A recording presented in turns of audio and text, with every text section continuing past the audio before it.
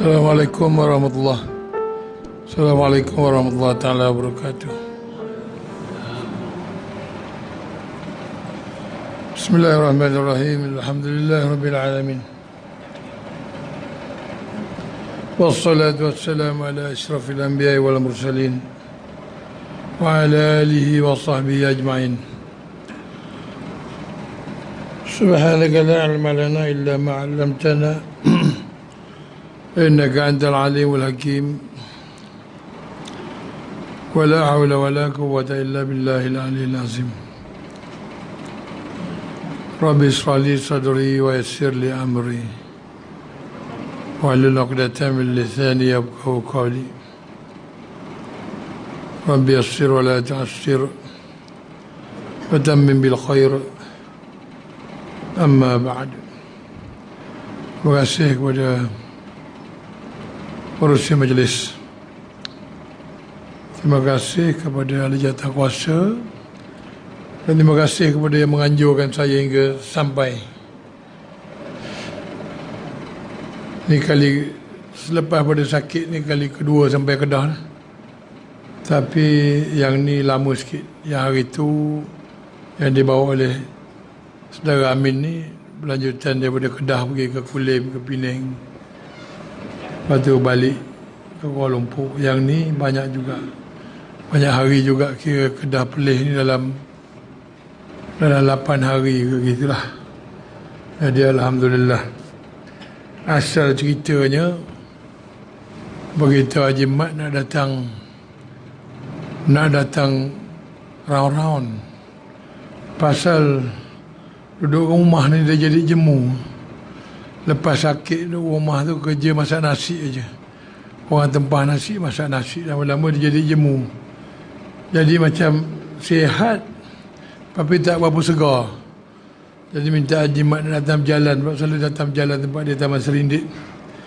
Dia pun atok sekali. Bolehlah. Kita datang tu nak cari benda baik. Orang pula suruh buat baik. Alhamdulillah. Jadi malam ni bersama dengan tuan-tuan semua. Satu tempat ni kalau kita umpama ni tempat ni ladang durian. Ladang durian ni hasil durian dia baik. Durian dia banyak. Jadi kalau saya mai sini nak jual durian tak kena. Jadi saya tak boleh jual durian tempat durian baik, tak boleh. Nanti dia orang tak beli.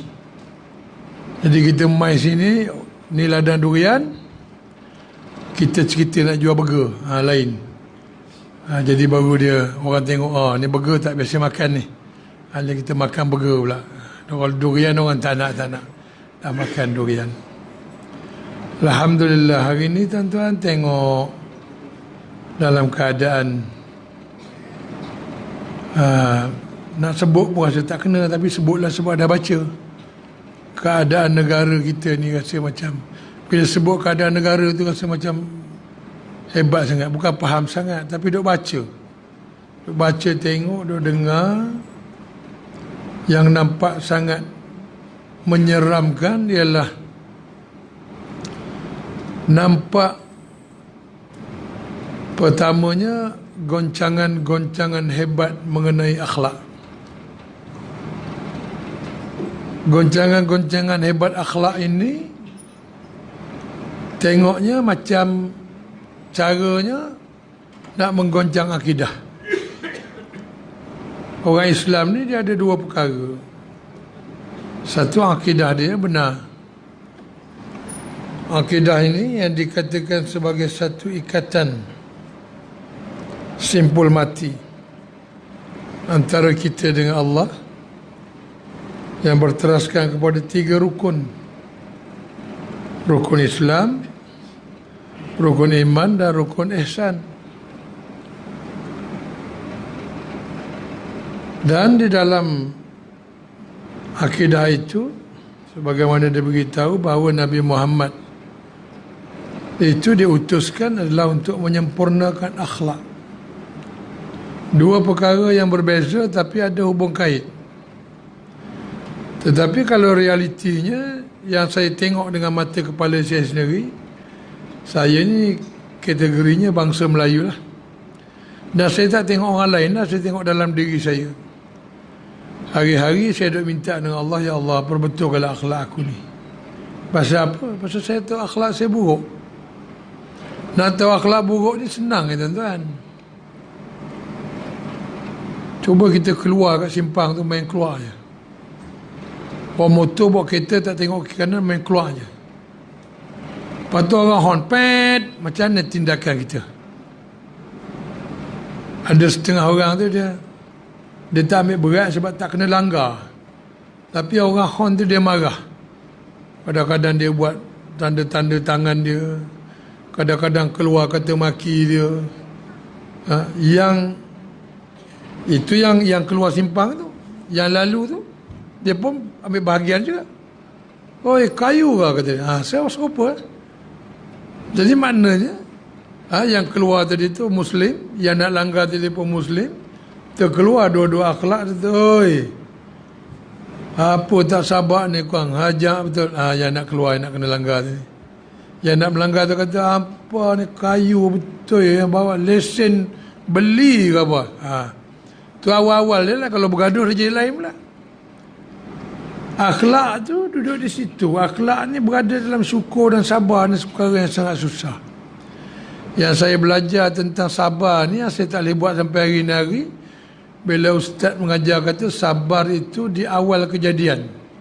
Gedegung belanggar kereta keluar, inna lillahi wa inna ilaihi raji'un. Keluar elok-elok, sopan santun. Tengok kereta, tengok orang cedera ke tidak. Dia gedegung kena tu, dia terkejut. Dia boleh masuk pergi, apa hal ke ni? Apa hal? Tak nampak, betul ke? Start dia dulu, mula-mula itu. Hui, bawa kereta lagu ni. Lempang sekali kan. Tu dia keluar. Kalau orang tu tak jawab, dia pakai begitu. Orang tu kata, Allah minta maaf. Okey, boleh.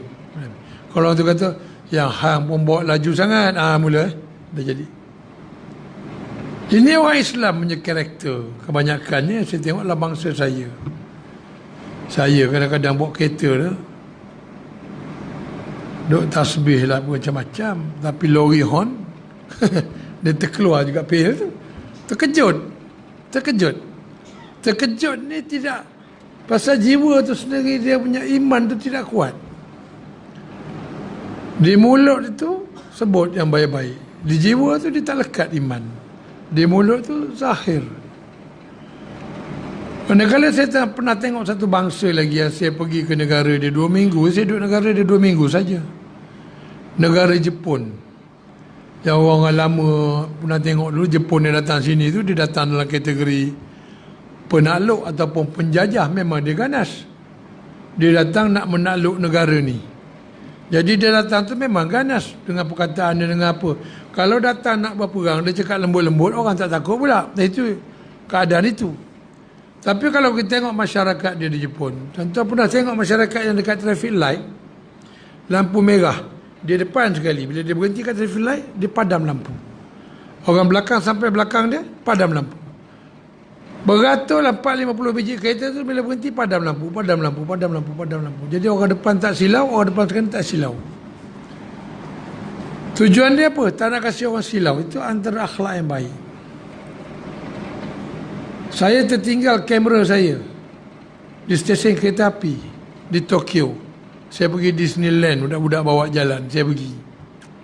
Dah sampai Disneyland, dia kata, okey abang ambil gambar. Saya kata, Allah, kamera tertinggal lah dekat stesen kereta api, dalam tandas.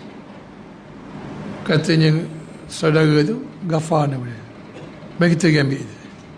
Saya kata, ish, tak ada hilang kot. Nampak? Kita ni orang Islam, prasangka buruk dia keluar, tak ada hilang kot. Kita dulu yang jahat.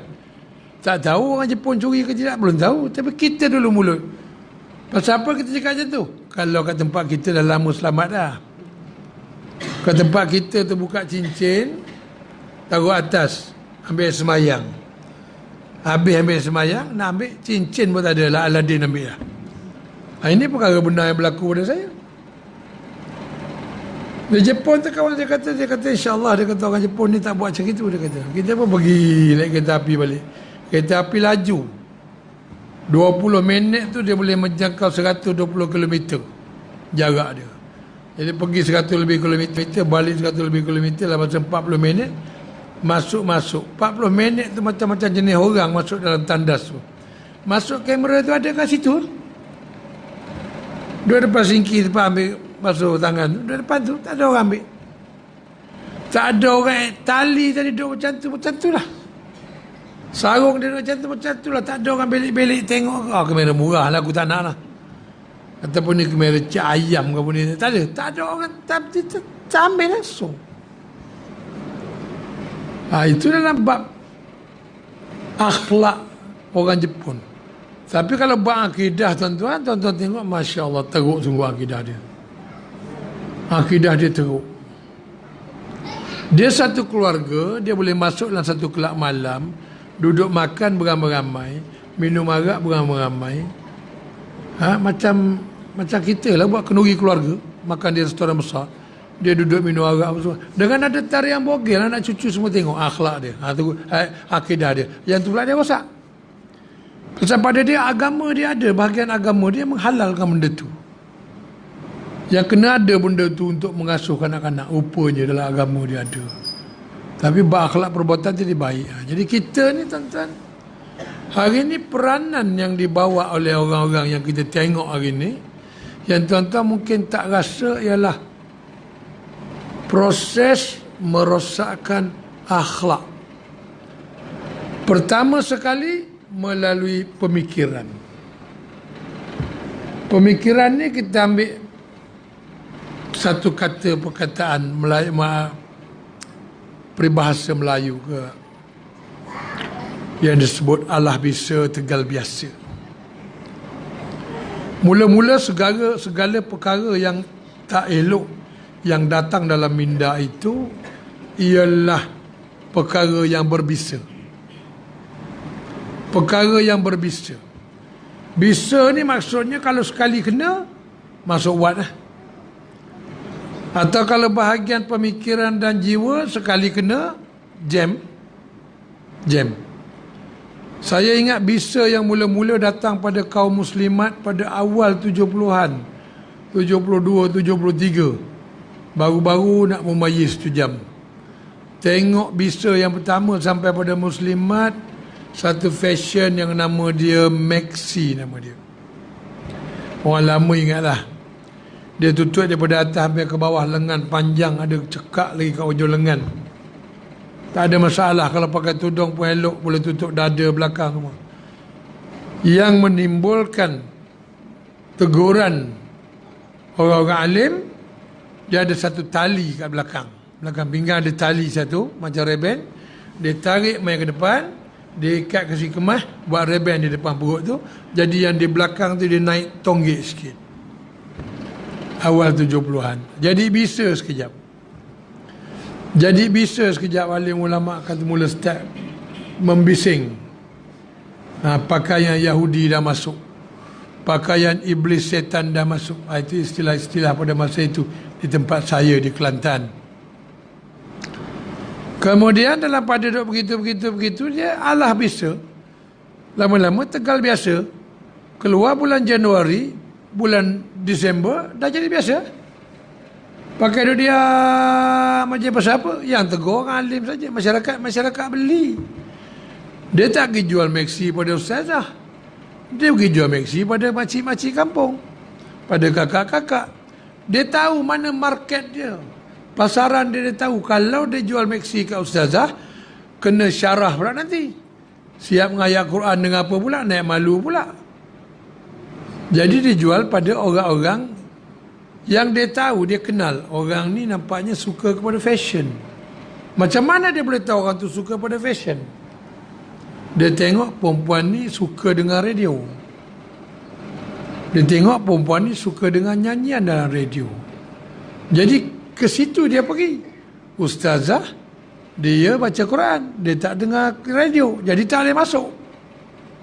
Itu keracunan pemikiran. Bulan 12 dia hantar midi pula, yang singkat sikit. Yang bawah dia antara buku lali dengan lutut. Yang atas ni atas siku sikit. Dia alasan dia senang je tukang jual tu. Ini kan bulan 12, musim tengkujuh. Kalau pakai yang labuh ke bawah tu kan air tinggi, nanti basah. Pakai yang tinggi sikit. Tengok. Jadi orang yang guna logik akal kata betul lah tu. Yang lengan tu singkat pasal nak seluk ikan berkasam kata dia. Takut kena lengan baju. Jadi betul. Allah bisa tegar biasa, maka Yahudi telah masuk. Nak cerita malam ni sebenarnya yang kita duk kena hari ni daripada bahana Yahudi, tapi saya balik ke belakang sikit sebelum sampai hari ni. Sebab hari ni ada sibuk ni pun Yahudi. Maka terpengaruhlah kita. Maka wujudlah lepas itu seluar jin, lagu-lagu rock, pakaian-pakaian yang menjolok mata, t-shirt yang ada gambar macam-macam jenis, gambar iblis pun dilukis dalam gambaran dia tu. Begitulah iblis dengan terjelir, dengan berapi, dengan bertanduknya, ada gambar di t-shirt pakai, dengan ada rantai anjingnya, dengan ada subangnya. Benda tu jadi biasa. Kampung saya tu dulu kain pelikat, baju Melayu, kopiah songkok, kedai runcit satu, kedai kopi satu, gelanggang badminton satu, gelanggang tomoy satu, masjid, sungai.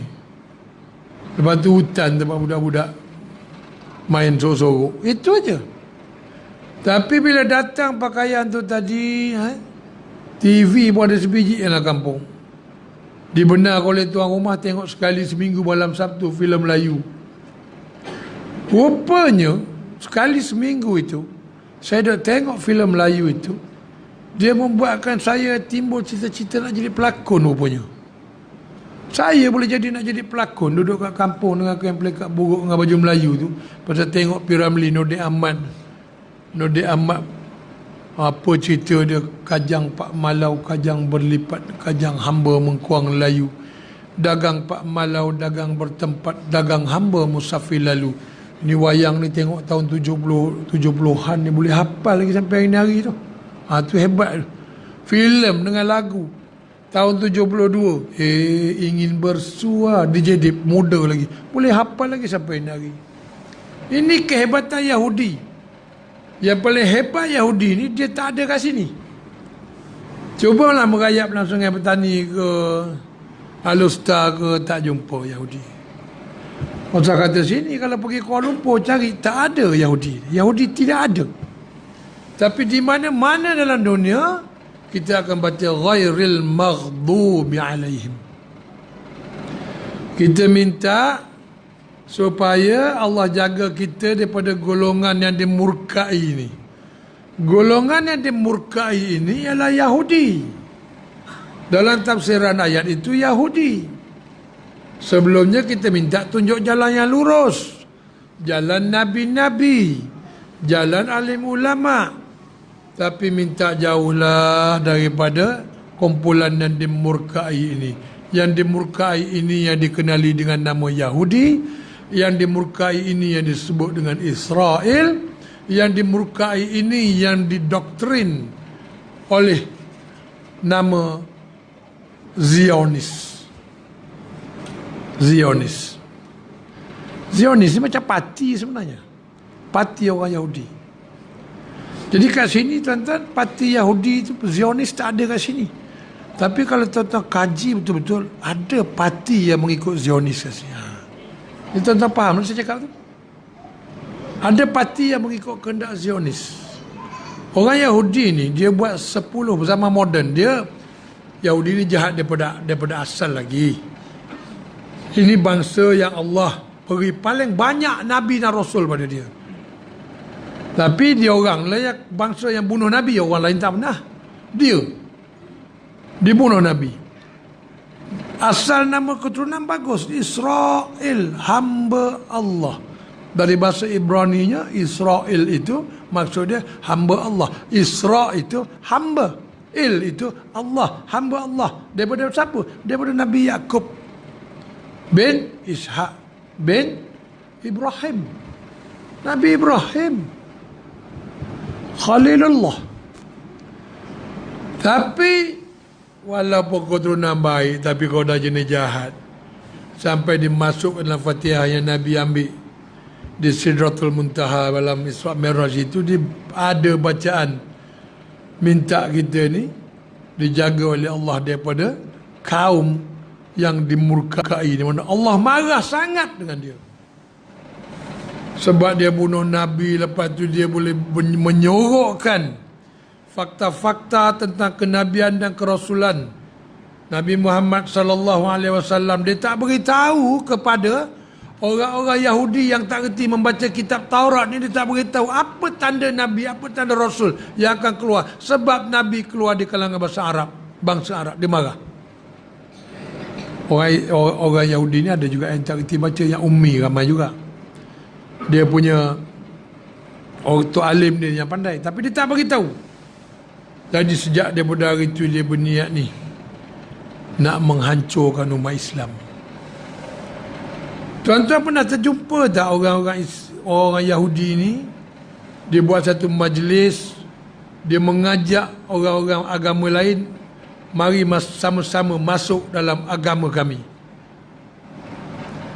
Kita ada 3 agama samawi, agama daripada langit yang ada kitab, agama Yahudi, Kristian dan juga Islam, 3 agama. Tapi orang Yahudi dia tak pernah ajak mari masuk Yahudi, tak pernah. Tak pernah.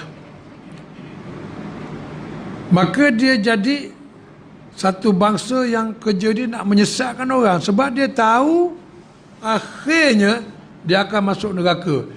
Kita tak sangka rupanya standard sombong dia tu lebih hebat daripada Iblis lagi. Iblis tu dia tak nak sujud pada Nabi Adam, tapi dia tak lawan Tauqir, dia tak lawan Allah. Kesnya sebab dia tak nak sujud pada Nabi Adam. Tapi orang Yahudi ni dia lawan Tuhan. Dia lawan Tuhan. Dia tahu dia masuk neraka, dia nak kita semua sama-sama masuk neraka. Dia ingat dalam neraka tu ada nasi daging, nasi maklubah, nasi minyak dalam tu katnya. Tapi nak cakap tentang benda tu, dia lagi tahu pada kita. Orang Yahudi ni ada satu golongan yang disebut golongan orientalis. Dia boleh hafal Quran. Bukan sekadar boleh hafal, dia boleh tafsir Quran. Tujuan dia hafal, tujuan dia tafsir adalah untuk memesongkan fikiran orang. Ini yang kita kena hari ni, sebab dia tahu Islam lebih pada kita. Dia tahu Islam lebih pada kita. Maka bermula pada tahun 1897 dia telah menetapkan 100 perkara yang saya nak bilang banyak sangat. 100 perkara. Di antara perkara utama dia ialah untuk membina negara Yahudi.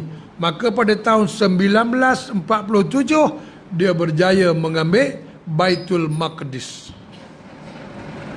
50 tahun yang pertama dia berjaya mengambil Baitul Maqdis, dijadikan negara Yahudi. Selepas tahun 1947 berakhir pada 1997, 50 tahun yang kedua,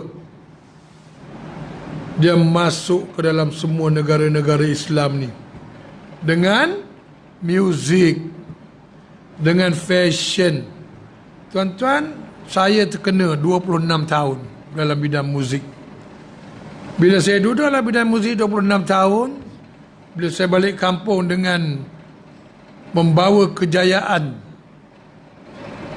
ada duit, ada kereta, pakai bergaya. Bila orang kampung tanya, kerja apa sekarang ni? Nampak mewah. Saya sebut kerja tulis lagu, kerja buat konsert, kerja mengurus artis. Kampung saya tu kampung yang asalnya memang kuat agama lah. Tapi saya tak jumpa pun satu orang yang kata, haram kerjamu tu, tak ada. Ataupun orang kata, ini kerja syubhah ni, tak ada. Hatta di mana saya pergi jumpa masyarakat Melayu pun, membawa artis-artis untuk membuat pertunjukan pentas. Kalau di Kedah pada masa tu, popular lah Pesta Kedah, Pesta Perlis, Pesta Penang. Belah sini tu 3 pesta besar tu, yang artis mesti nak datang. Kalau dia tak datang tu macam tak naik haji lah tu. Yang tak datang main kat tempat-tempat tak. Kadang main pesta Penang belum, pesta Kedah belum, pesta Perlis belum, tak kelas. Dia mesti nak main tu dulu. Saya pun tak tahu mana tapak dia pesta Kedah dan naik bangunan dulu, saya ingat, kerana tak ada dah. Bila kita bawa ni, malam persembahan, sampai tengah malam tidur hotel. Pagi pergi perkena nasi royal, nasi lemak royal tu. Orang pun masuk. Kumpulan wing dia. Dia tengok, dia orang kenal. Dia orang kenal. Kadang-kadang tu imam pun dia orang tak kenal. Wing je kenal. Ini kumpulan wing je. Mai buat apa? Malam ni ada konsert. Tang mana? Pesta Kedah. Nak pergi gitu. Dia jadi gitu. Kita tak ajak pun, dia juga nak pergi. Kita juga kita main pesta Kedah. Macam tu. Lepas tu dia berkata, aduh, pertama kali jumpa seronoknya. Cara meraihkan itu seolah kita ni orang yang mulia, tuan-tuan. Dengan rambut panjang, dengan rantai, dengan jaket, dengan seluar koyak. Masyarakat tu meraihkan kita macam mulia. Satu lagi, pesta Langkawi. Tambah tu lagi. Teringat tu. Pesta Langkawi. Mulia. Bila mulia, tuan-tuan, di mana kita rasa malu? Rokok tu, tuan-tuan, pada satu masa tak diisytiharkan haram lagi.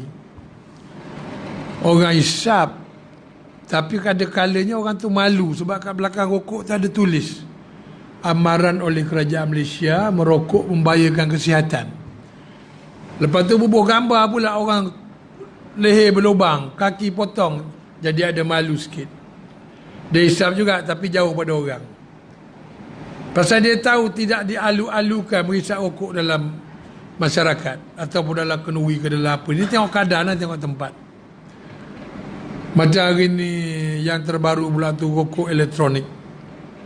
Ni ada huru-huru nak diharamkan bila dah keluar natijah-natijah yang menunjukkan hisap perkara itu mendatangkan bahaya pada kesihatan. Mulalah. Kan? Mulalah jadi menyuruk. Naik hisap lagi tapi menyuruk. Arak pun begitu. Diharamkan oleh agama.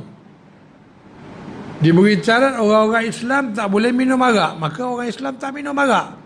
Itu ayat tak habis. Sambung ayatnya di tempat terbuka. Orang Islam minum juga arak. Tapi kalau macam negara yang tidak, Islamnya tidak begitu hebat, kalau macam di Singapura, orang-orang bangsa Melayu, bulan Ramadan, minum arak di tepi jalan, perkara biasa. Perkara biasa. Jadi kita kat sini tak begitu. Bawa muzik rasa mulia. Pakai kod rasa mulia, tuan-tuan. Pakai kod. Tak pernah lagi jumpa dalam Syama'il Muhammadiyah. Cerita Nabi-Nabi jumpa Nabi pakai kod, tak pernah jumpa lagi. Tapi pakai kod tu satu kemuliaan. Berapa harga? Saya pernah pakai dulu sebab saya jadi pengacara TV. Paling murah 2,000 lebih, tuan-tuan. 2,000 lebih. Nasib baiklah saya ni jenis muka tak lawa, jadi buat yang 2,000 lebih. Yang jenis muka lawa-lawa tu, tuan-tuan, yang perempuan apa semua tu, kadang-kadang berbelah ribu buat baju. Nak pakai sekali tu aja. 3 jam malam tu. Nak berjalan pun susah. Berjejer-jejer kat belakang ni. Kalau lalu kat kampung ni bersih tiap ayam. Ini Yahudi buat, dia kelirukan pemikiran kita. Perkara yang pelik-pelik jadi baik. Dia hantar muzik, dia hantar rokok, dia hantar dadah, dia hantar fashion, seluar koyak. Semua Yahudi hantar, tuan-tuan. Tuan-tuan tahu bandel. Bandel ni popular kalau orang Melayu sebab dia murah, kan. Bandel ini dimulai oleh orang Yahudi. Perniagaan pertama Yahudi di Amerika. Apakala orang Yahudi yang nama Levi's, dia keluarkan satu seluar untuk pekerja lombok arang batu. Selepas beberapa bulan kerja, seluar tu koyak. Orang nak buang, dia ambil balik seluar tu, dia beli balik dengan harga murah. Dia basuh bersih-bersih, dia jahit begitu begini. Jadi fashion, dia jual lagi mahal pada seluar baru sebab dia jadi fashion. Orang Yahudi yang mula-mula jual bandel ni. Hingga saya pergi ke Bangkok, zaman saya duduk pakai seluar Levi's tampal. Saya lalu kat Mambukong. Kalau saya pernah pergi Bangkok, ada satu shopping center besar nama Mambukong. Di tingkat bawah tu semua bandel saja. Seluar jeans saja. Saya masuk ke situ, perempuan jurujual tu datang ambil gambar dengan saya. Pasal seluar saya tampal banyak. Dia ambil gambar. Kita pula bila orang ambil gambar datang apa? Datang bangga lah. Datang kagum. Muzik pula di kampung dengar bukan main sedap, dengar Jamizan, dengar Ahmad Jais, dengar apa. Tengok Nordin Ahmad, tengok P. Ramlee. Datang Kuala Lumpur tahun 76 saya sekolah Arab. Ma'had Hamidiyah. Belajar kitab Arab, baca tafsir, baca hadis. Belajar fiqh, belajar tauhid. Tapi lah kepala aku nak jadi pelakon. Kemudian dah habis belajar, pergilah Kuala Lumpur, intai. Kuala Lumpur dengan Kajang lebih kurang dalam 30 batu, itu jam. Pergi Kuala Lumpur, intai. Mana cik pelakon tak jumpa, tuan-tuan. Dia bukan begitu. Nak jumpa pelakon nak Kuala Lumpur pun payah. Tapi bila kita nak sangat ni, ini yang kita tahu, istidros tu. Bila nak sangat, boleh terjumpa dengan komposer besar. M. Nasir. Siapa sangka, tuan-tuan? Jumpa dengan M. Nasir, kita dengan selipar Jepun, dengan seluar baju serebeh, dengan seluar serebeh, jumpa dia. Dapat berbual dengan dia, dapat menarik hati dia, boleh jadi kawan. Boleh minta berkenalan dengan dia. Boleh dapat nombor telefon rumah dia. Lepas tu boleh bersambung pula bila kita jadi pengurus kumpulan Wing, ada peluang terlibat dalam seni. Kita cadangkan M. Nasir. Kata aku pernah berkawan dengan M. Nasir. Jadi penerbit. Maka Allah pun di atas sifatnya, kalau kita duk minta sangat, ambil kau jadi penulis lagu. Tulis lagu 350 lagu saya tulis. Bukan main bangga tulis lagu, dapat duit banyak.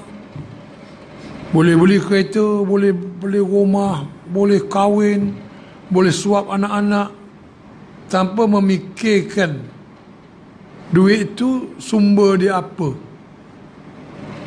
Kalau di akhirat nanti bila Tuhan tanya daripada mana duit, lepas tu dia tanya belanja ke mana, yang mula-mula tu saja daripada mana duit, itu dah tergolek. Tergolek dah, tuan-tuan. Tapi nak tahu perkara tu datangnya keyakinan bila masa saya dah rasa nak jadi baik, yang sebabnya nanti akan saya ceritakan. Nak cerita sekarang tentang kepercayaan kepada duit yang saya dapat itu. Bila saya dapat duit 6-70 ribu, saya nak pergi Mekah.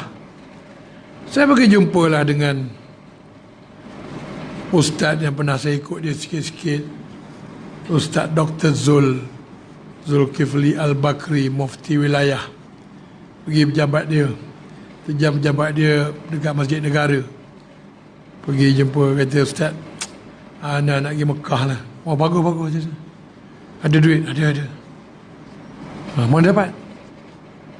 Ana pun cakap, duit tulis lagu, Ustaz. Dia tu kau cakap, tak usah, kata dia. Tak usah. Kita pun, pasal apa tak usah? Duit syubhah, kata dia. Jangan guna duit syubhah pergi Mekah, dia kata. Nanti dah balik-balik tak puas hati, nak pergi lagi, dia cakap. Pergi Mekah ni, dia kata pakai duit yang berkat, pergi sekali puas hati dah.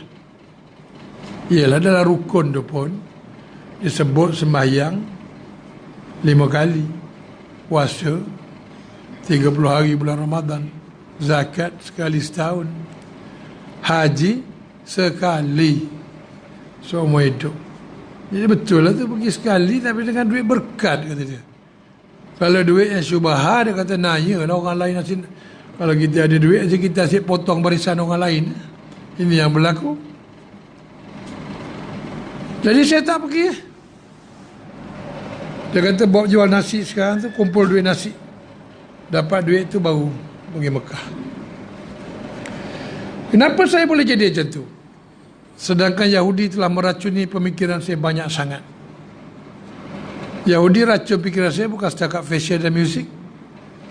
Yahudi racun fikiran saya dengan cara minum kopi. Dulu minum kopi kedai kampung biasa RM1.50. Bila dah ada duit, jadi bila duit banyak sangat, kalau minum RM1.50, bila nak habis duit?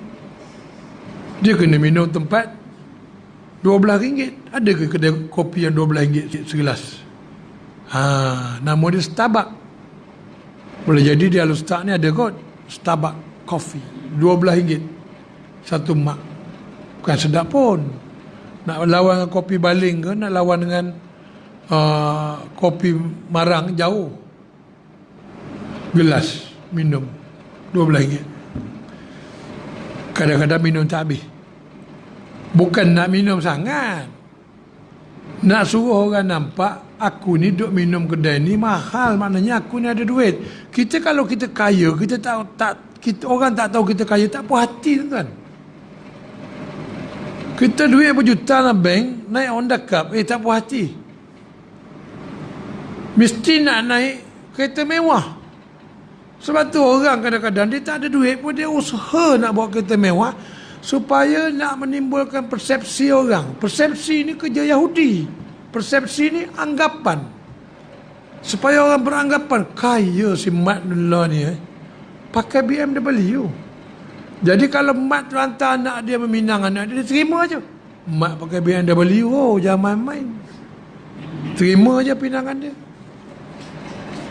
Mat nak bertanding ni jadi wakil rakyat ni, Mat pakai BMW. Takkan kita nak ambil calon pakai Honda Cup C70 tahun berapa tu? Nak melawat kawasan pun tak lepas. Tengok Mat tu.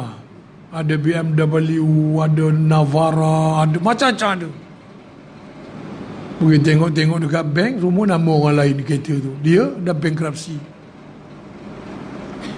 Ini bukan nak menuduh, ini nak menunjukkan cerita bahawa Yahudi mewujudkan persepsi supaya kita keliru. Hari ini dia wujud persepsi, tuan-tuan pernah dengar perkataan lebay. Lebay. Lebay hari ini dah jadi kata maki lah. Dia kata ni lebay tak guna lah, lebay tak guna dia sebut. Lebay walaun dia sebut dalam Facebook. Jadi orang-orang yang dia lebay ni asalnya dulu ada kupiah atas kepala, dia panggil lebay lah. Tu dulu asal cerita dia. Kat kampung saya orang yang lebay ni kalau tahlil ke apa, dia dululah orang panggil. Sebenarnya nazar ke, kerja kubur ke, kenuri ke, gotong royong ke, apa saja kerja kemasyarakatan, lebay dulu ke depan. Hari ni dia buat perkataan dia, ini kata lebay walaun. Jadi sebahagian daripada orang-orang yang berada dalam perjuangan PAS jadi malu sebab telah dilabelkan bahawa orang dalam PAS inilah yang disebut sebagai lebay. Apa yang dikatakan dengan lebay itu? Lebay itu orangnya berfikiran kolot. Orang yang tidak menguasai ilmu sains, bahasa Inggeris. Orang yang tidak menguasai ilmu-ilmu dunia. Kenapa macam itu? Kerana ilmu dunia telah diangkat lama. Daripada zaman sekolah, kita sendiri pun buat, tuan-tuan ingatlah. Mak bapak saya pun buat, pergi sekolah, belajar pandai-pandai, jadi doktor, jadi lawyer, jadi magistrate. Jadi macam yang disebut tu semua yang gaji mahal. Dia beri anggapan oleh Yahudi bahawa kerja-kerja ni gaji mahal. Kalau duduk kat kampung, kerja boleh lembu, kerja tak ada duit. Sebab tu orang Yahudi bila Kristian keluar, dia memisahkan antara agama dengan ibadah. Maaf, dia pindahkan antara dunia dengan agama. Dia pisah. Orang Kristian, dia jaga gereja saja. Di luar ekonomi, sosial, politik, Yahudi jaga. Hingga perkara ini berjangkit pada anak-anak orang Islam. Pasal apa? Pasal dia kata dalam rukun Islam tak ada politik. Rukun Islam mengucap 2 kalimah syahadah, ada sembahyang, puasa, zakat, haji. Dalam rukun Islam tak ada muamalat, tak ada munakahat, tak ada jinayah. Tuan-tuan kalau pergi belajar kitab apa saya lupa itu, dia dicarahkan oleh Ustaz Junaidi daripada Terengganu. Di dalam syahadah itu, yang mana syahadah itu bermaksud pengakuan kita kepada Allah jua, tiada yang lain. Maka Allah ini telah memerintahkan kita untuk hidup dalam rukun Islam tadi. Kalau tuan-tuan tengok, sembahyang, puasa, zakat, haji, Kalau kita tak semayang pun orang tak tahu. Kalau kita tak puasa pun orang tak tahu kalau kita tak tunjuk. Kecuali kalau kita duduk dalam masjid, orang semua semayang, kita tak semayang, orang tahulah. Kalau bulan puasa kita makan, orang tahulah. Tapi kalau kita tak tunjuk, orang tak tahu. Yang tahu Allah. Kerana itu amalan zahir kita dengan Allah. Di mana letak jenayah? Muamalat, munakahat, politik, ekonomi di mana? Di dalam syahadah itu. Bila kita sebut yang kita selalu terjemah aku dan saksi tiada Tuhan melainkan Allah itu. Segala perintah Allah kita kena buat. Sebab tu pemimpin Turki itu kata, kalau orang Muslim tak nak ambil tahu hal politik, akan naik satu golongan yang tak akan peduli kepada Islam. Politik itu satu wadah untuk kita membawa. Tapi diwujudkan persepsi dalam politik ini dengan anggapan-anggapan buruk. Disebut politik ini kotor. Yang kotor itu orang yang mewujudkan persepsi itu. Orang-orang Islam ini yang disebut sebagai munafik ini, yang merosakkan persepsi agama ini, merosakkan agama dengan persepsi ini, yang tuan-tuan nak tahu sebenarnya dia menjalankan rukun Islam tapi dia tak menjalankan rukun iman, sebab rukun iman tak nampak. Percaya kepada Allah, macam mana nak dibuktikan dalam mangkuk percaya kepada Allah? Inilah mangkuknya kau nampak ni, ini aku percaya kepada Allah, ni ada semangkuk, nampak? Tak boleh. Percaya kepada Nabi, boleh nampak? Percaya kepada Nabi. Percaya kepada malaikat, boleh nampak? Hari kemudian qada, tak boleh nampak. Nampak dia di mana? Nampak dia pada ihsan. Yang ni kita nampak Allah dan kita tahu Allah tengok kita. Dia satu aja. Kalau kita menggerakkan ihsan itu, kita dipanggil muhsinin. Yang ni apa? Orang yang melaksanakan bukan saja Islam, bahkan iman. Baru hilang munafik dia. Orang Islam saja dia boleh jadi munafik sebab dia tak beriman. Kalau dia tidak beriman, tuan-tuan, depan kita dia muhsinin, belakang kita dia muhsinun. Dia tak ada dekat-dekat dengan kita. Dan dia beritahu dalam surah Al-Baqarah, orang-orang Yahudi munafik, dia kata depan orang beriman, dia kata dia beriman. Allah beritahu Nabi, tapi di belakang takkan aku nak beritahu dia aku nak beriman ke dia, kau tak ada otak ke dia. Ada begitu perbualan dia. Jadi kita hari ni kena benda tu. Dilebaikannya kita jadi hina. Bila kita kata dia kafir, dia marah pula. Kafir bukan kata maki. Kafir ni bahasa Arab. Ya ayyuhal kafirun. Firman Allah. Kalau orang terjemahkan tu dalam perkataan baik dia, ialah tafsir ni macam-macam tuku. Ada tuku baik. Ya ayyuhal kafirun. Wahai orang-orang kafir. Asbabun nuzul ayat itu kerana Allah marah kepada orang-orang kafir yang nak menjahanamkan Nabi. Tu guru saya mengajar ya ayyuhal kafirun, dia orang besut. Orang besut ni dia ganas sikit. Ya ayyuhal kafirun, bahasa menatang orang kafir. Dia lah tu. Dia jadi kau tu. Marah ni ada intonasi. Intonasi ni apa? Nada suara. Adakah kita marah kat orang? Janganlah main-main dengan aku. Kan aku tetak kau kang. Ada macam tu kan? Kau janganlah nak menghina agama aku. Nanti aku pijak kepala kau. Ada gitu? Tak ada. Bila marah datang, celaka kau jangan main dengan aku kerak kepala kau, aku baruah kau. Dia jadi macam tu. Marah. Dia lain intonasi dia. Jadi ayat ya ayyuhal kafirun itu ayat Allah marah pada orang kafir. Sama dengan ayat afala ta'qilun. Terjemah lembutnya, apakah kau tidak berakal? Aduhai. Kalau kau besut, afala ta'qilun. Mu ni tak ada otak ke kita cakap. Tak ada kepala otak ke? Begitu. Kita kalau marah orang ni, oi otak tak ada ke? Boleh pula. Kita nak kena faham intonasi ni. Kita kata kafir adalah bahasa Arab terhadap orang yang ingkar kepada perintah Allah. Dengan syarat kita dah sampai ke perintah tersebut. Dia tahu. Kalau macam ahli parlimen Jelutong, dia memang tahu. Sebab dia cukup hormat Tunku Ni Aziz. Mana dia tahu? Dia boleh pesan dalam parlimen, kau orang ni tak ikut cakap Tunku ni Aziz ke? Jangan bekerjasama dengan UMNO. Amboi. Maknanya dia faham tu. Dia mengikuti ilmu Tunku ni Aziz. Bila Cik Mat YB Tumpak tanya, habis Tunku ni Aziz kata Islam tu agama paling tinggi, kau tak percaya ke kau percaya? Tersenyap terus. Tak percaya. Itu munafik. Dia ambil perkataan-perkataan yang nak mengganggu gugat orang punya minda. Ini munafik punya kerja. Sementara kita ni orang Melayu, orang baik sangat. Orang baik. Babi tu kita tukar nama khinzir. Asal babi. Allah, babi lah ni, sondol pisang aku ni. Habis keladi aku ni, babi lah ni. Hoi, celaka punya babi. Terbabit-babit sampai marah kat orang pun. Kau ni macam babi lah, jadi macam tu pula. Lama-lama jadi kasar sangat, tukar sikit. Tak baik. Boh khinzir. Rasa macam nak buat ternakan belakang rumah aja. Khinzir bunyinya. Khinzir. Bunyi lembut eh.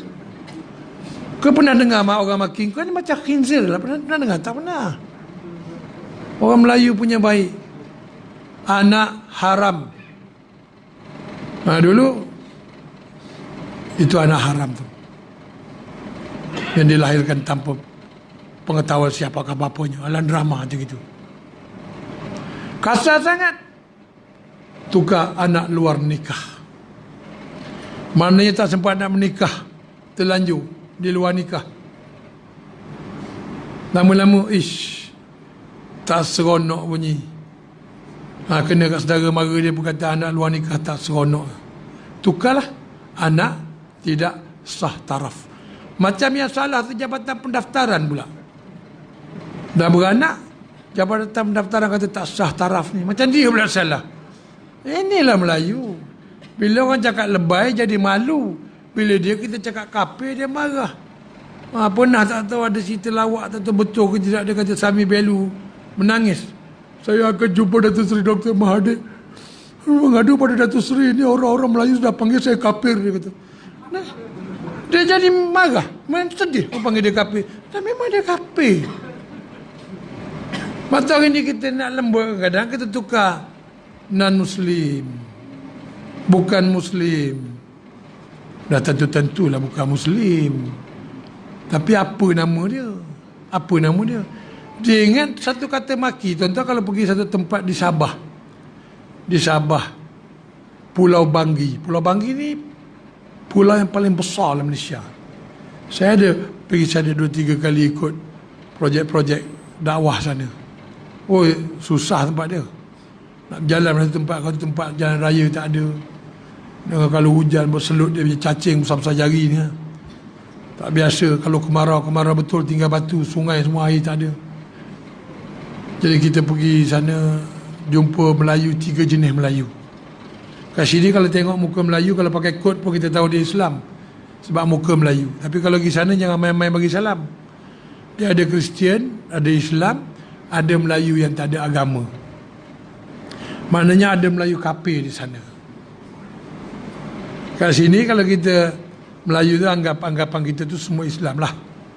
Ni ke sana ni mana? Kita tak boleh nak cakap munafik semua, kita tak tahu. Tetapi di sana memang sah-sah dia bukan Islam. Memang sah-sah dia Kristian. Dia orang ni golongan yang datang daripada Filipina, yang dia orang ni susah sangat hidup dia. Pada masa sekali pergilah kalau ada rombongan nak buat wisata tuan-tuan, dia kena buat tikar, buat kemah lah. Hotel dia ada sebiji kat luar tu. Masuk ke dalam ni tak ada hotel. Jadi inilah dia yang dibuat pada kita. Jadi doktor, jadi engineer, jadi apa, hebat. Masa kat sekolah saya dulu ditanya tu. Tanya seorang-seorang. Setiap seorang sebut 3 cita-cita nak sampai ke belakang. Habis. Dari sapu, pilot, engineer, magistrate, lawyer. Semua ambil. Semua kerja ulang yang tu je. Saya duduk belakang sekali, sampai belakang semua jawatan ambil. Saya bangun-bangun, saya kata saya nak jadi yang di Pertuan Agong. Saya kata. Terkejut cikgu. Baru saya tahu Agong tu punya bukan kerja. Memang kena jadi. Sepanjang-panjang persekolahan itu saya tak pernah jumpa 3 jawatan yang diminta, yang nak jadi. Okay, kamu Abu, Saya nak jadi imam. Tak ada. Macam mana kamu nak jadi imam, Abu suara pun teruk, baca Quran pun tak kerti. Kalau gitu saya jadi Bilal. Bilal pun tak boleh, Abu. Kau rendah sangat, mikrofon tinggi. Tak boleh. Kalau gitu jadi Syiah lah katanya. 3 jawatan ni tak ada orang pernah minta. Tak pernah orang minta. Saya dulu pergi sekolah, bapak saya Bilal Masjid Pasir Putih, gaji RM90. Awal 70-an, 72, 73, 74, RM90 gaji. Tapi okey lah, itu jaya Tamban, RM2 boleh makan seminggu. Kalau beli dia murah, regular, nama minyak tu. Dia tak ada kuning hijau macam tu. Jadi bila kita pergi ke sekolah orang putih di Kota Baru, yang sekolah tu anak cikgu besar, anak doktor, anak lawyer. Bila orang tanya bapak kita, bapak kau kerja apa? Malu nak cakap bapak aku tak Bilal. Saya dah rasa pada masa tu dah. Pasal saya jumpa orang dalam satu sekolah, tak ada seorang pun bapak dia tak Bilal. Ataupun dia orang apa tak nak mengakunya, saya juga tak tahulah. Takut malu. Bapak kau kerja apa? Bapak aku berniaga. Berniaga sebut. Tapi hari ni bila ada orang mati, Siak mati di Bangi selepas Zuhur, solat Ba'diyah, mati dalam sujud. Gamat dalam Facebook tanya macam mana dia boleh mati dalam sujud ni. Siak ni kerja dia cuci tandas, bentang tika, cuci buang teh cicak. Macam mana boleh mati dalam sujud ni? Siak pergi cari bini dia pula, tanya apa amalan Siak ni. Sampai macam itu. Nak jadi Siak tak nak, tapi nak mati macam Siak. Yang hari tu, yang beberapa hari lepas, yang ganti imam sembahyang subuh, 61 tahun umur, mati tengah qiyam. Orang sambut dia sembahyang subuh, meninggal. Sibuk orang mulalah bercerita tentang amalan baik dia. Dia ni begini, dia tu begitu, dia tu begitu. Cerita tentang satu orang gila nama Hussein gila, mati. Siap buat drama lagi tu, nak buat drama tu nak suruh masyarakat insaf ke, dia nak dapat untung ke tu, wallahualam, kita tak tahulah. Tapi saya duduk dalam TV sekian lama, kerja TV ni nak buat untung. Dia tengok sekarang, wah nampaknya macam PAS ni ramai orang ni sekarang. Orang PAS ni apa suka tengok TV juga. Tapi dia tak tengok nyanyi-nyanyi ni, orang tak tengok nyanyi-nyanyi ni, orang PAS tak boleh tengok, haram. Dia pun buatlah da'i lah, PU apa semua tu. Tuan-tuan pun tengok. Itu bukan pokok utama tu. Pokok utama dia tahu bahawa sponsor akan masuk. Dia berkata ahli PAS 1 juta, dia kata. Ahli UMNO 3 juta. Orang Melayu Islam ni dia suka program macam ni, UMNO dengan PAS je dah 4 juta. Itu tak termasuk yang dibenarkan oleh Lim Guan Eng untuk tengok lagi. Kalau Guan Eng kata okey, orang Islam kena tengok PU lagi ramai. Sponsor dengar ada 4 juta tengok dalam TV, tuan-tuan. Sekali siaran tu keluar 30 minit, 4 juta penonton. Penaja-penaja ni mulalah tayang dia punya botol lah, dia punya gincu putih-putih lah, dia punya sempu rambut, dia punya apa. Tuan-tuan ingat murah ke tu? Dia belanja untuk semua tu habislah dalam 200-300 ribu. Duit yang masuk tu juta. Duit yang masuk tu juta. Duit tu mana pergi, wallahualam, kita tak tahu. Apa dibuat perkara duit tu tak tahu. Tapi dah pernah ada lah dalam program tanya ustazah duk cerita pasal aurat, begitu begini, selai kata ustazah, rambut nampak dibakar api neraka, kata ustazah, takutnya kita berehat sementara waktu, kata ustazah. Mai keluar iklan shampoo, tengoklah rambutku ini, kata dia. Tak sengaja pula jadi macam tu, tuan-tuan. Yahudi membuatkan kita ni sentiasa tak boleh berjaya bila mana Allah kata wa man yuti'illah wa rasulahu faqad faza fawzan azima. Dan siapa yang taat kepada Allah dan Rasulnya akan mendapat kemenangan yang besar. Tapi kalau kita dah tak taat, makan tang mana sunnah Nabi sekarang pun tak tahu dah. Kalau tuan-tuan pergi McDonald, order Big Mac, nak makan sunnah Nabi macam mana? Sunnah Nabi 3 jari duduk bersimpuh masuk dalam mulut kunyah 40 kali. Nabi baca bismillah je. Tak adalah sampai Allahumma barik lana tu. Tapi bolehlah. Tapi perbuatan Nabi makan. Kalau pergi beli Big Mac ni, burger datang besar ni, tuan-tuan ni nak tebal-tebal macam gini lah. Nak tebal macam gini lah. Pernah jumpa orang makan burger dia cubit sikit sunnah Nabi. Dia bersimpuh kat McDonald. 40 kali kunyah sikit-sikit. Maghrib tak habis makan ni. Dia hantar benda lagu ni. Dia tak boleh jual kecil. Kalau jual kecil murah, dia nak kena jual mahal besar. Bila besar datang, besarlah buka ya. Nak masuk tu. Cara dia, budaya dia memang gitu. Tolak masuk. Begitu, dia begitu. Dengan bunyi-bunyi tu sekali. Dia rosakkan sunnah. Dia rosakkan persepsi. Dia rosakkan pemikiran. Saya tulis lagu Isabella. Saya rasa tuan-tuan tak tahulah, saya ceritalah. Orang masjid mana tahu pasal lagu semua ni, tak tahu.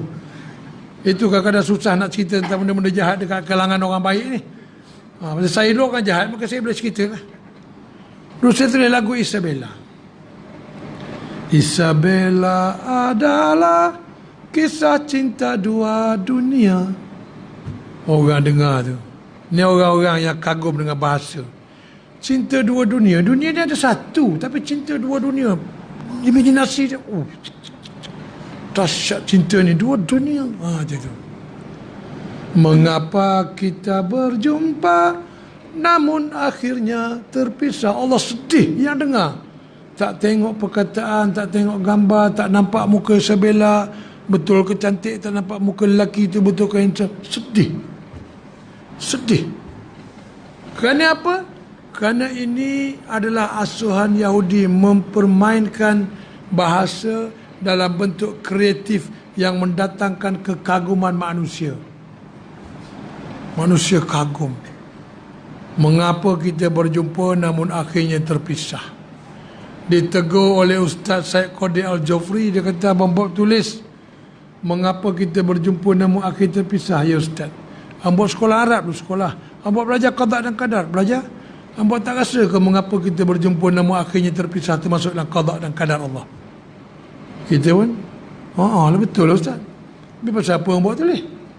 Saya cakap kat dia, Ustaz, lagu ni kalau kita tulis benda betul, orang tak suka. Isabaka adalah pemain bola Malaysia. Tui, apa benda lagu Isabaka? Orang tak dengar, tuan-tuan. Dia nak lagu-lagu yang membuatkan dia berimajinasi. Dia nak alunan melodi dengan bunyi-bunyian rentak yang boleh dia menari. Ini Yahudi. Tuan-tuan tengok kalau dalam syarat untuk buat persembahan di seluruh Malaysia ni, boleh ada satu. Bahawa dia kata atas sekali itu muzik dan lagu yang dinyanyikan tidak boleh melalaikan tu. Kita nak buat konsert ni, kita kena hantar permohonan Jabatan Agama, bomba, DO, polis, penghulu, apa ni, tuan tapak, banyak. Dah lulus tu semua, datang balik pada DO sign, baru dapat permit. Tak salah kira permit bomba, permit polis, tak saya kira lah. Ni yang pejabat agama ni. Syarat pertama, lagu yang dinyanyikan tidak boleh melalaikan. Lagu apa tak melalaikan? Lagu apa? Keluar-keluar aja. Bila Israel datang memanggil, jasad terbujur di pembaringan. Orang dah tahu dah, artis ni nyanyi lagu Bila Israel. Siapa nak beli tiket? Sekujur tubuh akan menggigil. Menggigil, tuan-tuan. Lagu ni pernah di-ban oleh RTM tahun 70-an. Oleh Seraya buat keluar. Ini lagu yang real, yang tak melalaikan. Tak boleh. Nombor satu, penaja tak akan masuk, tuan-tuan. Penaja ni kalau kita nak buat konsert, kita minta ni. Nak sponsor mikrofon, speaker, lampu semua, harga RM500,000. Nak buat show 3 jam. Dia begitu je bagi. Bila kita cakap 4 juta penonton, dia bagi gitu je. Sama dengan perbelanjaan promosi dia untuk kepada 4 juta boleh jadi lebih lagi daripada itu. Untuk turun ke Padang semua jumpa orang, nak promote barang dia kepada 4 juta orang, bayar surat khabar, beli iklan, lagi lebih daripada itu. Baik dia buat konsert, orang tengok kat TV, orang tengok surat khabar orang apa, ada logo dia kat situ.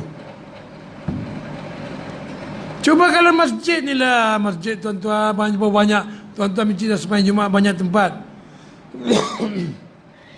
Ada tempat-tempat sembahyang Jumaat sound dia begini sedap kita tak tidur. Start daripada mula Assalamualaikum warahmatullahi taala wabarakatuh. Ada semangat dah. Wah sedap suara ni. Sedap. Ini kalau kita pergi setengah-setengah masjid, dia start je Assalamualaikum warahmatullahi wabarakatuh. Kita tak tahu khatib tu sengau ke mikrofon tu murah. Cuba tuan-tuan pergi minta sponsor. Minta sponsor tu nak beli mikrofon yang Siti Nurhaliza pakai.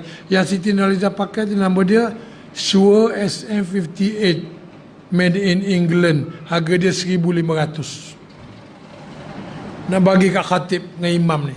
Yang imam ni dia kena pakai satu mikrofon nama dia Sennheiser. Dia kecil je. Dia kena ada satu Sennheiser atas ni, bawah ni, satu kat sini. Jadi daripada Fatihah sampai ke sujud, takbir sujud tu semua clear dengar.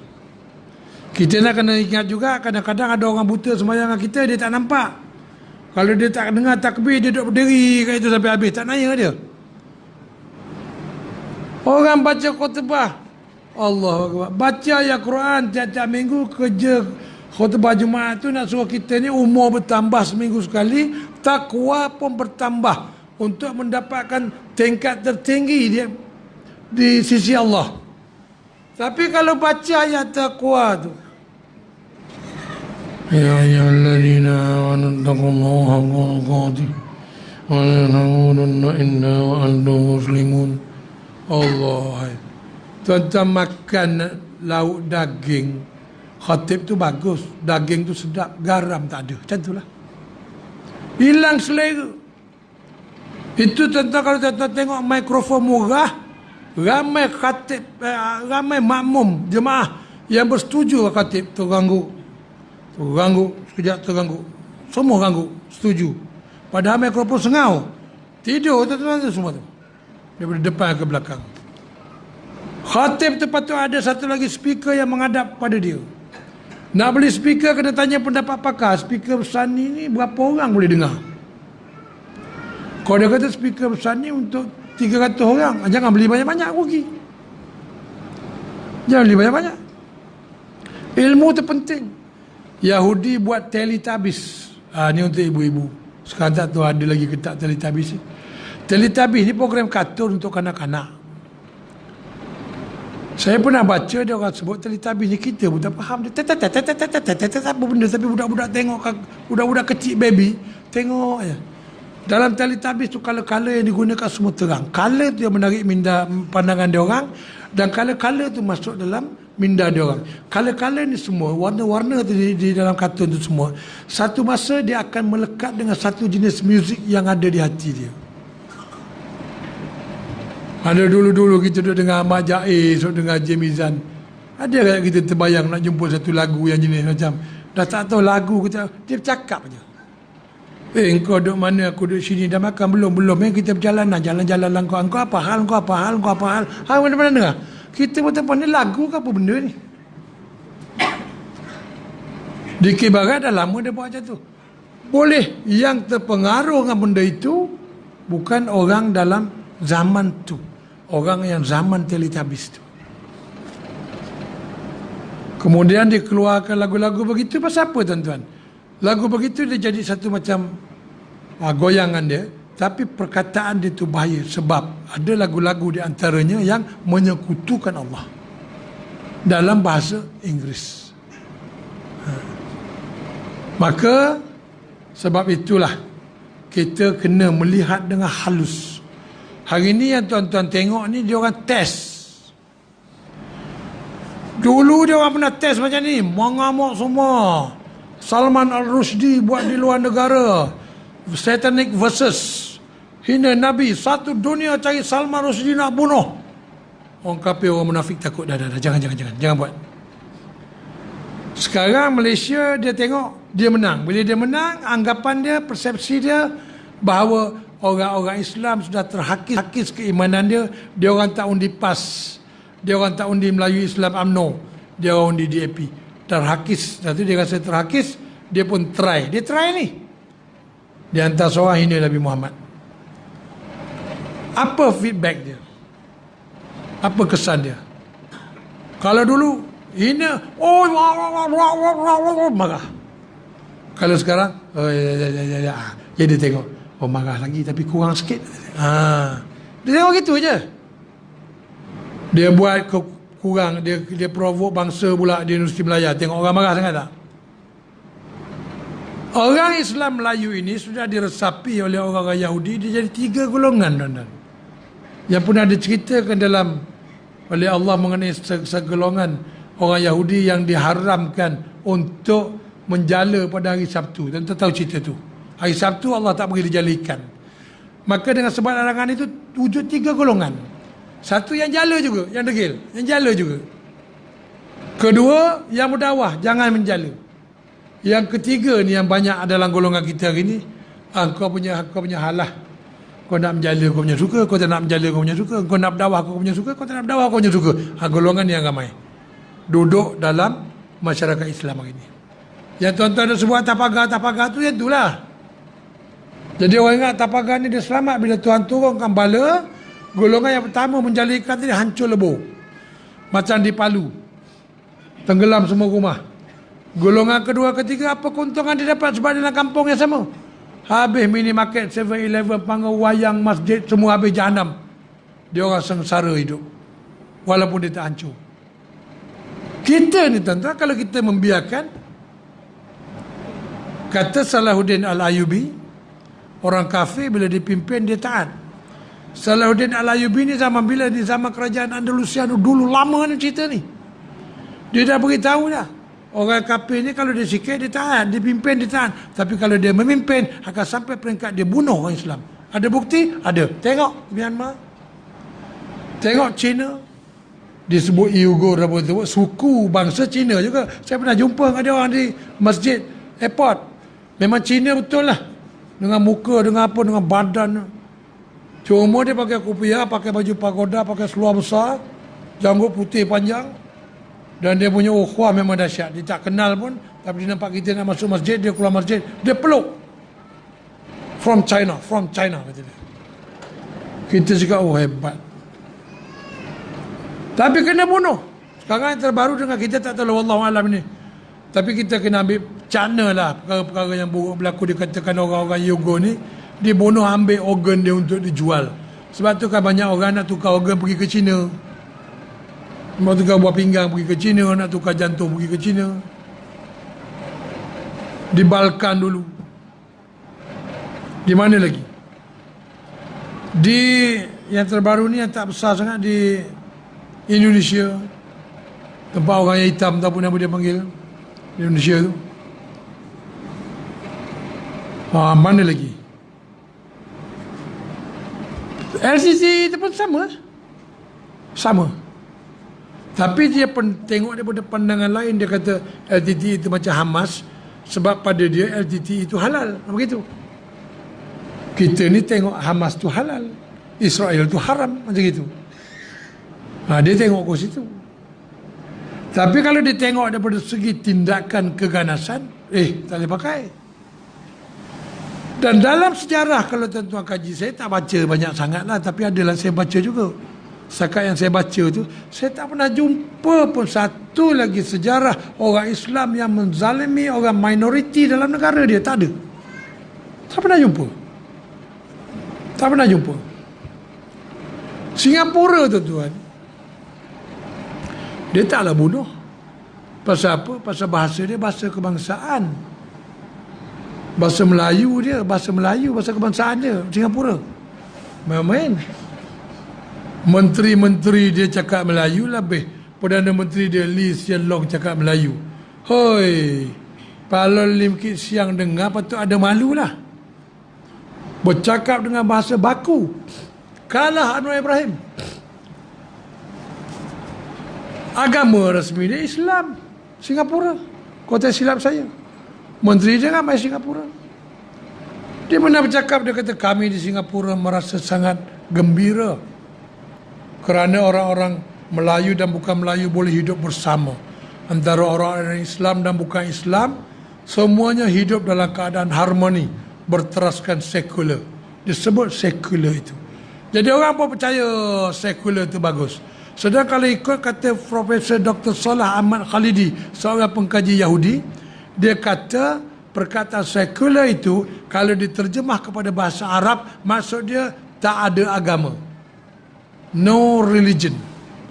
Yang kita dah bangga ni, kita undang-undang sekular, undang-undang sekular. Betul lah, undang-undang tak ada agama lah. Di Singapura hari ni yang terbaru saya baca, wakil rakyat Melayu dia minta rayuan kepada majikan-majikan lepaskan pekerja-pekerja Islam pergi sembahyang Jumaat. Nah, sampai macam tu dah. Kalau marah sikit lagi, marah. Kalau sikit marah sikit. Melayu dah jadi minoriti di Singapura, marah-marah. Oh, entah baju tak boleh kami lagi sembahyang. Jadi kocak-kacir. Jadi kocak-kacir, keluarlah perkataan buruk-buruk. Keluar perkataan buruk-buruk, mulalah bertikam-tikam. Sebab tu Yahudi dia buat, kau nak sembahyang boleh, kau nak puasa, nak zakat, semua tak ada hal. Tapi orang nak minum, orang boleh minum arak, kau pun boleh minum arak. Orang berzina, kau pun boleh berzina. Kat Malaysia ni tak tahulah, dengar baru ada, dengar khabar ada kata kalau berzina dalam rumah sendiri atau minum arak dalam rumah sendiri, kerajaan tak ambil tindakan. Kata itu kawasan private. Tak tahu betul ke tak betul lah. Saya baca lah Facebook ni kadang-kadang saya takut juga takut fitnah. Tapi kalau betul keadaan tu macam gitu, nak masuk sekular lah tu. Memang dah masuk pun sekular pun. Kita ni. Saya kat Singapura sama muda-muda lah berkawan dengan kawan Melayu Singapura.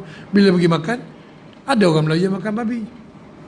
Saya tanya, kau makan apa ni? Babi. Boleh makan Singapura boleh, dia kata Malaysia tak boleh. Gitu pula rupanya. Kalau dia cakap itu, saya kata kat Malaysia boleh minum arak. Tapi kena ada lesen lah. Tak lesen tak boleh. Biasa pun macam tu tuan-tuan kat Singapura. Ini disebut Allah bisa, Tegal biasa. Dah hilang bisa, dia biasa. Maka Yahudi dia telah merosakkan Kristian, memisahkan gereja dengan dunia. Sekarang Yahudi sudah masuk dalam Islam. Kalau tuan-tuan datang penat dan berkurangan kepada protes dan kritikan serta melawan, maka dia akan bertambah. Dia akan bertambah. Hari ini Islam yang ada pada kita, iman yang ada pada kita, ihsan yang ada pada kita, ini nikmat.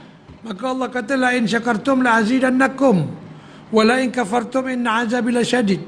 Jangan cerita pasal duit, cerita tentang nikmat agama Islam ada pada kita ni. Kalau nikmat itu Tuhan beri, kita tak bersyukur. Syukur itu maksudnya apa? Syukur berterima kasih kepada nikmat itu adalah dengan membawa agama, iman dan ihsan itu ke depan tanpa berhenti. Kalau tak syukur begitu, wala in kafartum inna azabi lasyadid, sesungguhnya azabku amat pedih. Bukan Tuhan turun sekeh kepala seseorang, tidak. Tuhan buatnya orang kafir bunuh kita semua. Sebagaimana yang berlaku. Pemikiran tentang perkara ini kena kritis sikit.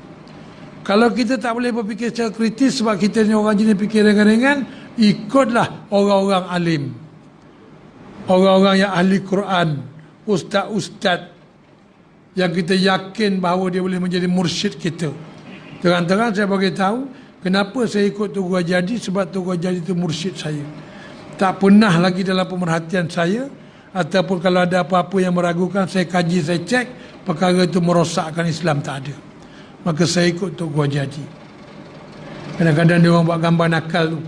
Kalau jumpa Anwar Ibrahim, Mahathir, Mak Sabu, Haji Hadi dalam masjid, siapa jadi imam? Nak suruh siapa jadi imam pada depan tu?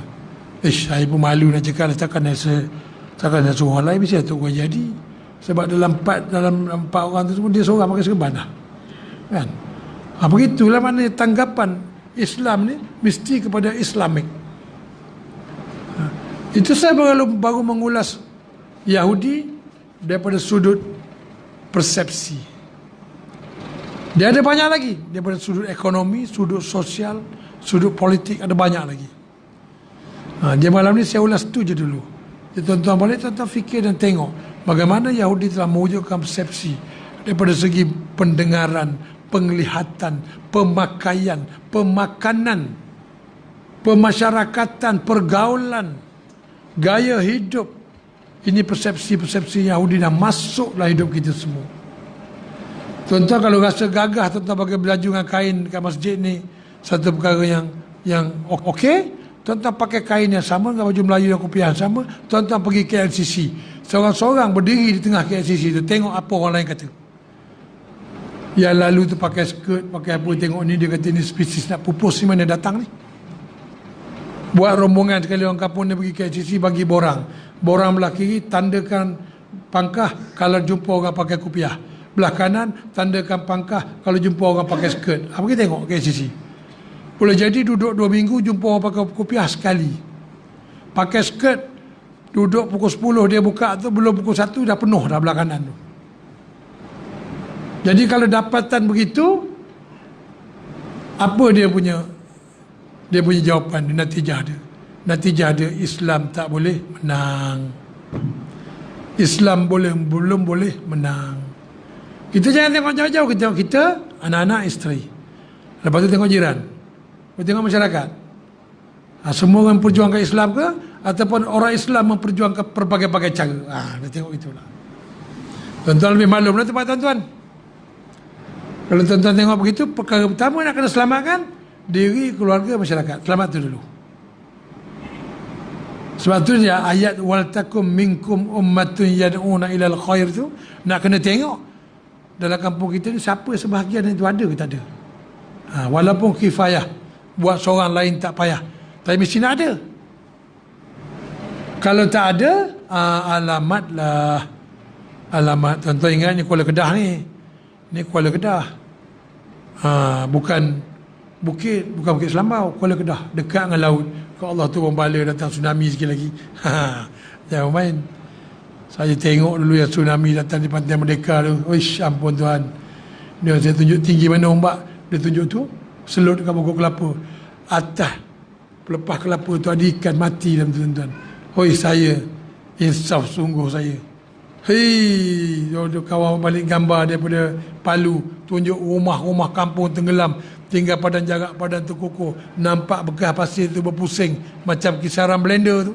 Aduh, kita dah main lega. Tak apa, negara kita ni jauh daripada lingkaran api dia panggil tu, Pasifik tu. Aduh, pakai teori saintifik saja kita ni. Jadi insyaAllah cukuplah sampai situ ya. Rasa dah lapar sangat ni. Jadi kita berhenti sampai situ, insyaAllah. Kalau ada masa nanti kita jumpa.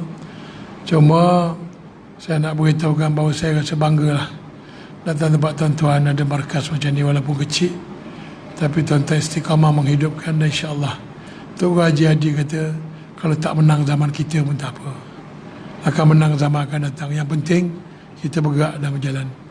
Cukup sampai situ. Wabillahi taufiq wal hidayah. Wassalamualaikum warahmatullahi wabarakatuh. A'udzubillahi minasyaitonir rajim. Bismillahirrahmanirrahim. Alhamdulillah rabbil alamin wassalatu wassalamu ala asyrafil anbiya'i wal mursalin wa ala alihi wa sahbihi ajma'in. Allahumma innaka 'afuwun karim tuhibbul 'afwa fa'fu 'anna ya Allah. Rabbi zidna 'ilma wa alikna bis salihin wa akrimna bit taqwa wa jammilna bil 'afiyah. Allahumma iftah lana hikmataka wa anshur 'alaina rahmataka ya zal jalali wal ikram bi rahmatika ya arhamar rahimin. ربنا آتنا في الدنيا حسنة وفي الآخرة حسنة وقنا عذاب النار وقنا عذاب النار وقنا عذاب النار. وصلى الله على سيدنا محمد وعلى آله وصحبه وسلم. سبحان ربك رب العزة عما يصفون وسلام على المرسلين والحمد لله رب العالمين. تقبل الله منكم.